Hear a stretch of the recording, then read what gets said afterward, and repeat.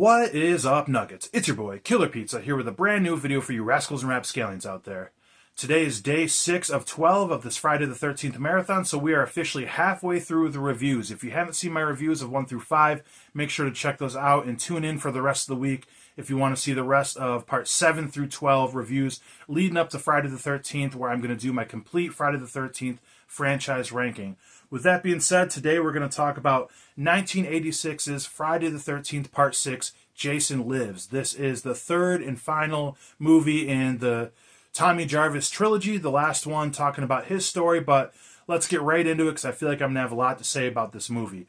So just like the last one, this doesn't start out with a montage recapping the film before like the original first 4 did. We get something pretty cool here, which reminds me almost of like a Universal monster movie. We got Tommy Jarvis, played by a different actor, Thom Mathews, one of my all-time favorites. If you guys have watched this channel for any amount of time, you would know Return of the Living Dead is my very favorite horror movie of all time. So it's always nice to see Thom Mathews. But it's him and one of his buddies. They just got out of the nut house or some shit, driving his truck down to a cemetery. Like I said, through this very atmospheric woods, fogged woods area. It looks like a Universal monster movie to go to the cemetery. He wants to make sure Jason is dead once and for all after he killed him at the end of Friday the 13th Part 4.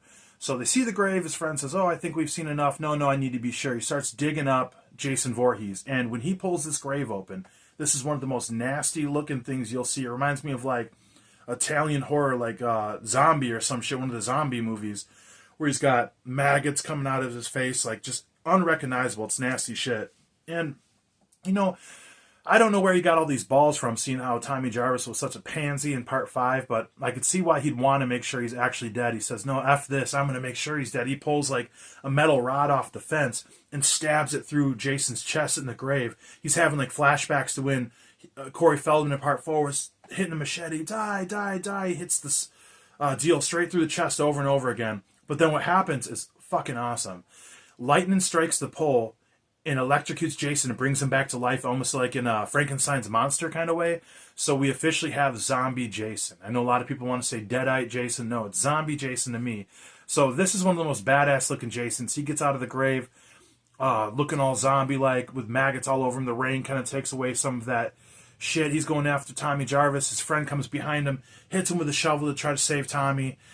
And Jason turns right around. And I know we didn't have that good of gore in Part 5. This is pretty nice right off the bat. He just rips straight through his chest and rips his heart out. Like, what's not to love, especially in the first 5 minutes? This is how you start a damn movie. So Tommy takes the hell off, like you would do, runs into the police station, starts freaking out, grabs a shotgun saying, "We gotta go get him, we gotta go get him," and he ends up getting locked in the cell. I mean, that's what's going to happen if you run into a jail like a lunatic and grab a shotgun. You know, they lock him up. And this is where we meet Sheriff Garris, who is one of our lead characters. I really like this guy. He's kind of an asshole cop, but he's fair. You know, he tells him a little bit of the backstory. Look, he knows who he is, Tommy Jarvis. You know, I feel bad for what happened to your family, but we're trying to move past this. We can't have people coming into our town and acting like an asshole. We're trying to not scare people of this. He clearly doesn't believe him and whatnot. Leaves him in the cell, and then we got 3 kids that show up, or 4. Yeah, 4 kids, 3 girls and 1 boy. These are going to be the camp counselors to a camp, the new Camp Crystal Lake. You know, they renamed it. I don't know if it's actually the same exact camp, but there's a camp on Crystal Lake. And as she's talking to her dad, Tommy butts in, and this is where we get a little love attraction. The girl Megan, his daughter, the cop sheriff's daughter, kind of gets a crush. Like, don't do anything too bad to him. He's kind of cute. So they take off. Obviously the sheriff doesn't like the sounds of that.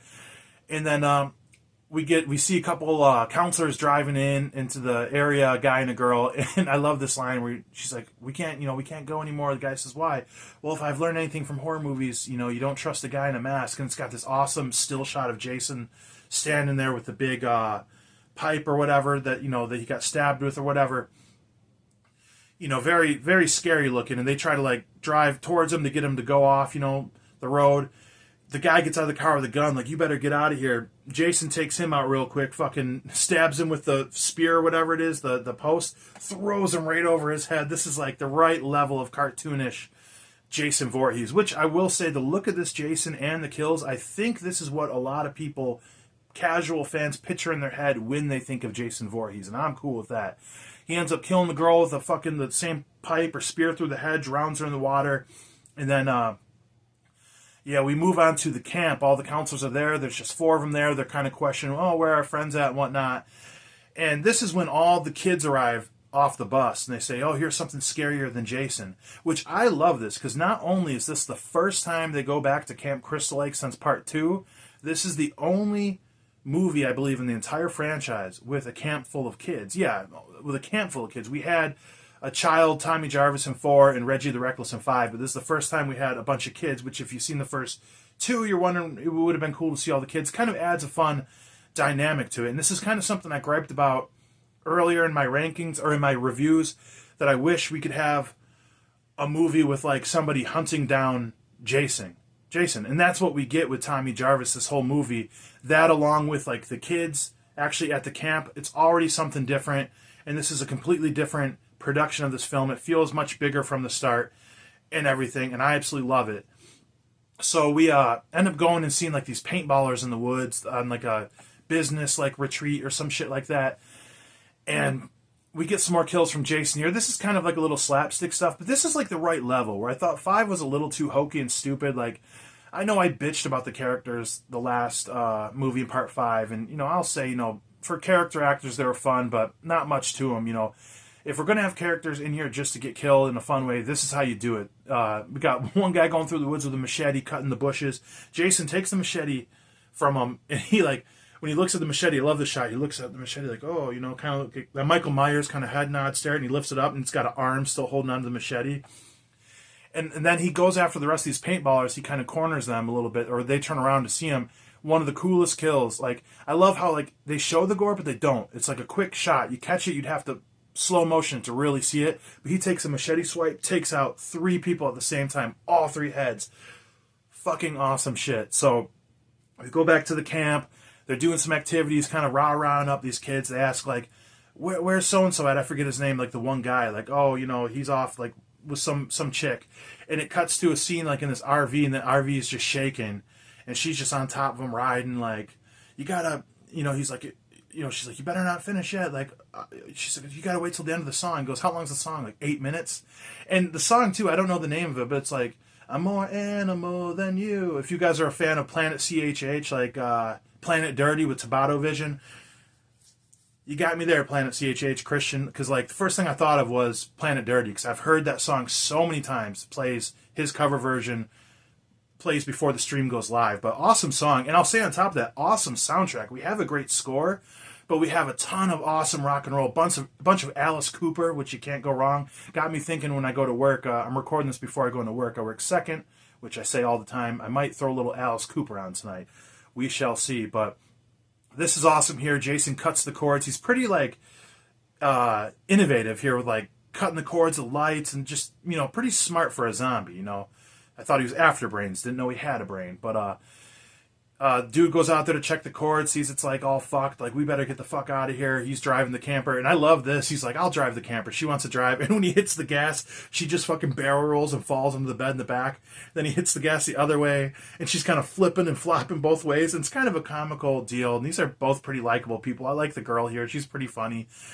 And then Jason pulls her into the bathroom, and she kind of shows, like, an element of, like, real fear. She's screaming bloody murder in the bathroom, and kind of an unrealistic kill, but it's what you can like with zombie Jason. He takes her head, smashes it into, like, the wall, and you can see, like, the face imprint from the outside, which is badass. And then he goes and kills the guy in the front that's driving the RV, stabs him in the neck or the head, I don't remember, but the RV flips over and fucking pretty much explodes with fire burning out. Jason just punches through the door while it's sideways, stands up on top of the RV with this awesome shot. So many, like, iconic and cool shots in this film. In fact, I have the picture of Jason with, I had the picture of Jason with a spear in the beginning, like, as my home screensaver on my phone for the longest time. But that was so badass right there. And now Jason is making his way back to camp. And in this time, before in the daytime a little bit, and then a third time, Tommy Jarvis escapes from the jail like 2 or 3 times, and they keep bringing him back, and he's keep preaching and preaching. It's Jason, and then, you know, when he's escaped for a time, the sheriff thinks it's him out there, but then he'll start getting, like, red flags. The sheriff of, like, a call of, like, oh, these people were dead here, and you can see in his eyes, like, was it him? He's kind of second guessing himself. So I love the sheriff in this film. He really is a likable guy. Like, he's hard but fair, stern but fair, you know. And you could see him really kind of trying to process everything, which a lot of responsibility for this guy with everything going on at once. We cut back to the camp, and we get a scene where the one girl gets killed in a pretty cool way. She gets like pulled through the window and gets her head completely twisted around. It's nasty, gnarly ass shit. At this point, one of the little girls comes running into the cabin. I think before the girl I just mentioned died, and talks to the two remaining camp counselors, saying she's seen a monster, she had a bad dream, and they're kind of reassuring her, like, you know, in other words, the boogeyman's not real. There's nobody to get you or anything. Our final camp counselor that is on the grounds gets killed by, they don't really show it, she gets thrown through the window, which tends to happen in these movies, and just a bloodbath in the cabin, which we'll see later. So, leading into this last point, I don't think I'm forgetting anything here. Tommy Jarvis, the last time he escapes, he ends up, or no, he gets put in the jail cell the last time, and Megan helps him escape. No, before that, when they escape, she comes to pick him up, and that's when we have like a high-speed chase with some Alice Cooper, and the final time they catch him, they throw him back in the jail cell. The sheriff goes to check on the camp, because he hears shit's going down there. He says, you know, you stay here. One cop's watching his daughter, and Tommy in the cell. Megan's outside the cell, and then they devise like a plan where Tommy starts making out with her like through the jail cell, and then when the cop breaks it up, Megan grabs his gun, and earlier before he had like a laser pointer on the cop, and he made her comment to Tommy like, wherever the laser goes, it goes bang, or something like that. And this is one of my favorite lines in the movie, and the whole franchise, really. This is classic. She puts the gun with the laser up to the cop. She's like, let him out of the jail cell. He goes, Megan, stop clowning around. She goes, clowning around? You're the one with the silly red nose. That's straight out of an action movie. I love that. This one has a lot of action in it. Out of like the most action feel out of like the first Paramount 8, I'd say. After that, shit kind of goes bonkers. Just wait till I get to the reviews of 9 through 12. This should be really interesting. But they head up to the camp. Tommy's got this plan. It looks like he's going to try to put a chain around Jason's neck, attached to like a big boulder, and then put him under the lake and drown him for good. That seems like to be like the plan. But so when Megan shows up and goes into the room and sees the blood everywhere, she starts freaking out, and these kids are kind of freaking out. And I love that, because as much comedy there is in this movie, they know when to take it serious. Like, in these kids, it was such a good idea to add these kids into the movie, because she runs in the room, and it like reminds me of like when you're a kid and you have like a tornado drill or something at school, you know, or how these kids must deal with these days, like a lockdown for a shooting, which is fucking terrible, you know. The stuff's fun when it's make-believe, but, you know, I digress. Just how scared they are. Get under your bed, you know, and they all hide under their bed, they, you know. And I don't know, it's just kind of like a genuine part of, like, you know, the adults caring for the kids and the acting of the kids. They all sold it like they were terrified. And there's a point where when the sheriff shows up, Jason goes into the room, and he's looking at the little girl that was scared, and he looks down at her. She's like terrified, but you hear a car door close, so he turns around and goes outside after them, and the little girl's like praying that he goes away. She opens her eyes, and he's gone. So he goes out there, and he goes after one of the cops and just does a head crush, crushes his head. Brutal shit. And like one of the last things to show, like, you know, how great the sheriff was, he goes in that bloody room that his daughter seen before, and was like, what the fuck? Because the girl that got killed kind of off camera, the room is just scattered with blood everywhere. And I love how he goes into the kids' cabin, and when he sees the kids are alive in there, he's like, thank God. Like, that's like the realism in a movie that's so far out there. Just the care that he had makes you care for this guy. Another key thing I was saying in these movies, like, you care for the characters they want you to, and it's like you don't want to see him die, and it kind of gets you on the edge of your seat. And the way this is shot in this final act, you know, no big chase scene or nothing, but it really will have you on the edge of your seat. To this day, it had me on the edge of my seat. He takes all the kids, tells them to go back under the bed again. He goes out there, he squares up with Jason and realizes it's not Tommy, because this motherfucker's like 6'3", 6'4". He unloads his whole shotgun on him. He keeps getting up. Unloads the gun. Jason keeps fighting. So he takes off running. He kind of has a fight with Jason here, where he like hides off and attacks Jason or some shit, where Jason gets knocked down somehow. And I just love that he's, you know, how far he goes to defend his daughter, these kids, the whole city and everything. He's taking a rock, bashing on Jason's head. Good fight, man. Good fight from the sheriff. But Jason just takes his whole body, folds it up like an accordion, and the crunching sound, like, brutal. brutal. I feel bad he died, man. You know, it was when him and Paul got taken out. That really sucked. Or Rick, you know. But, you know, this is the name of the game in these Friday the 13th movies. Not everyone's going to live, you know, maybe just a couple. But then we go towards the lake where Tommy Jarvis is kind of calling over Jason. This is like one funny part to me. He's like, go in the cabin and hide. You know, tells Megan to go hide. And she's like, I don't want to go. And then Jason breaks into the room with all the little kids, and then she starts running back to like save the kids. And he's like, Megan, no. And I'm like, well, I thought you just told her to go to the room. And if anything, if she goes back and does exactly what she does, that's probably a better plan. Like, go to protect the kids, but lower Jason out. And this is one of the best shots here. Jason just busts through this door into the cabin with all these kids. And these little kids, great actors, they all just scream. And they're real little kids. And probably not a kid older than like 8 or 9. Most of them are look like 7, 8, like small kids. And they all run into the corner and hide in fear. Jason's right up on them. And Megan comes up and yells at him. Then he comes back on, bashes through another door. And this is when Tom Matthews starts yelling at Jason, come on, Maggot, it's me you want, it's me you want. He comes out, and I love the scene just like in the movie Zombie, like where they're just walking into the water. They do it again like I think Land of the Dead, but that's pretty cool. And like a entity can just like walk through the water without swimming, you know. And he's walking to Tommy Jarvis. He's setting all his shit up. He starts putting gasoline around the boat. He lights the water on fire. Jason comes up. They start fighting. He jumps up into the boat, smashes through it. They both go underwater. They're fighting underwater. Tense as shit, man. And then Tommy looks like he dies. I guess I was like, I keep going between calling him Tom Matthews and Tommy Jarvis. I guess it's both Tom, right? But he starts floating in the water, and it's like a sad moment with Megan and all the kids. Where, you know, they look like thinking he's dead. Like, is he dead? She dives in the water. The worst dive ever. Just belly flops face first. Goes in the water to try to save him. Jason pulls her under. They're fighting. You know, she tried to pull him out of the water. Big, brutal fight. Which she's kind of the one to put him down because at this point, Tommy already had his throat in the chain attached to the rock. So he's down there. And Jason's fighting, grabbing Megan. She turns on the boat, the motor in the back. And fucking, what's the, you know, I can't think of what it's called. It's so obvious. But the fucking motor of the boat, the pedals or whatever, she pushes it down. It slices his fucking throat open. All this, he's twitching and shit. Blood's bubbling up from the water. He fucking dies right there. She pulls Tommy out, gives him some CPR as the kids watch on. A tense moment. She thinks he's dead. He kind of comes to life. She hugs him crying. Happy ending here. What I will say, though, is it's funny that this girl's so, like, crying. He's alive. He's alive.